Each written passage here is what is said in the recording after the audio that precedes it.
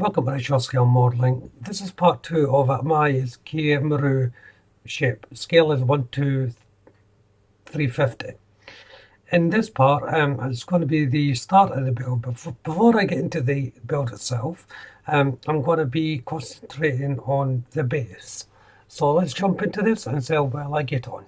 So the reason why I'm concentrating on the base first of all is just because of the materials I'm going to be using on the base. So initially what I've got here is a sheet of A4 of plastic card, and I'm going to use the carding set that comes with the kit as a template. Now the reason for that is simply because for the length of the card that the ship is sitting on. It's a nice length and it fits really well, so I'm going to use that as the template, as I said. So the first thing to do is just to cut off a length, a plastic card.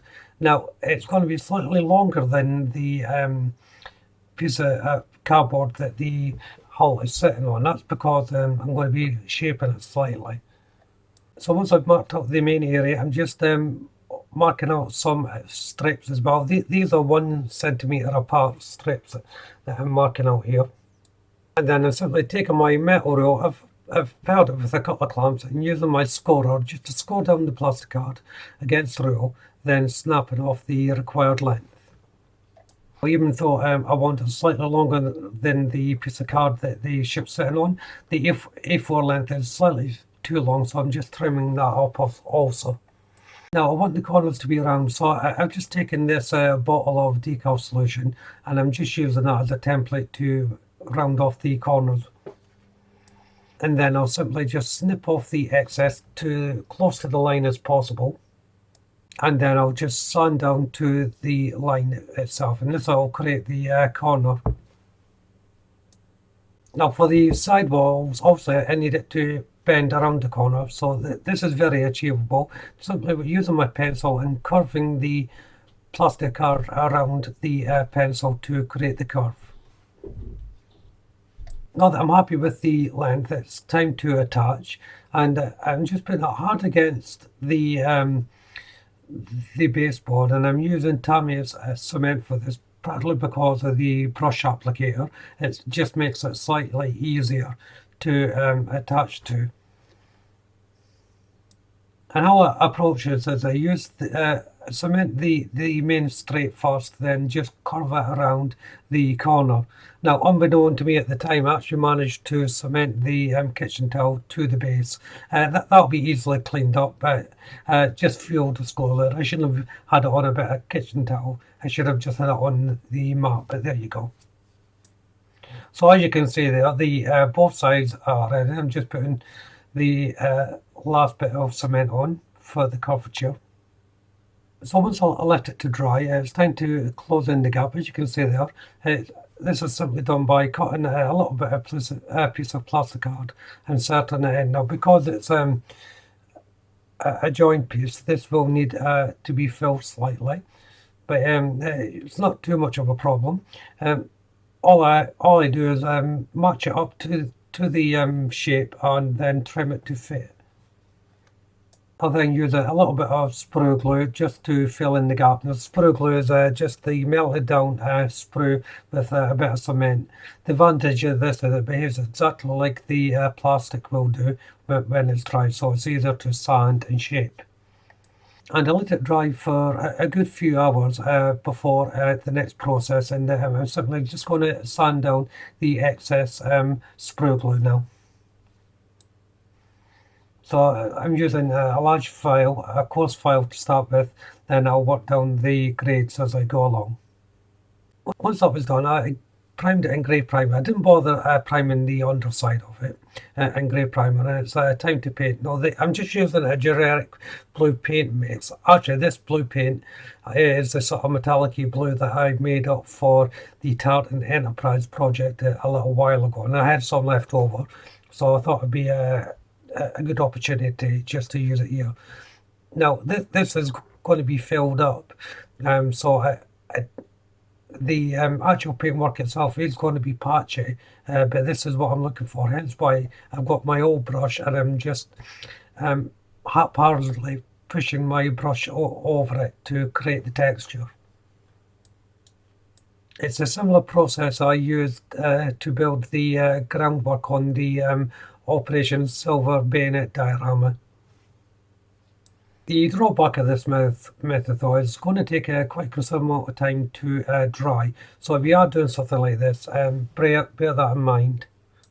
To fill it, I'm using the realistic water. I've used this recently in the diorama I mentioned. I'm using quite a lot of it though. So I'm pouring in a good couple of millimeters of the water. So this has been drying overnight. So it's had about 20 hours setting time. Now it hasn't set yet.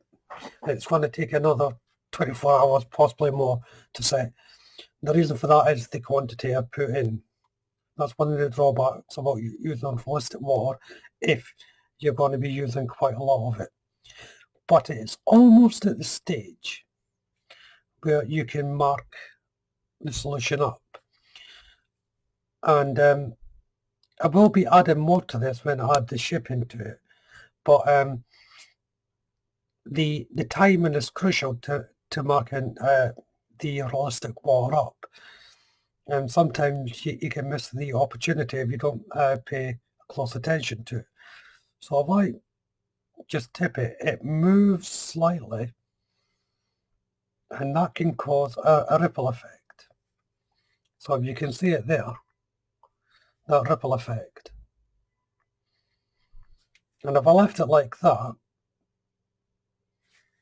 depending on where you put the ship, that would create your wake. Or you can get something like a cocktail stick or a spreader or a piece of card and just cut things into it, and then you can make your marks like that. Now see how it peaks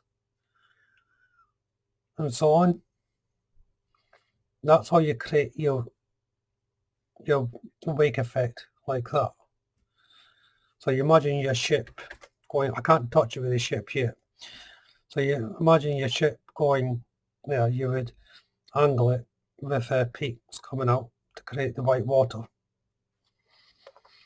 But as I said, I'm not doing that quite yet. I'm just going to try and smooth this down a little bit. But I've got my spreader there, and you can see this is making marks.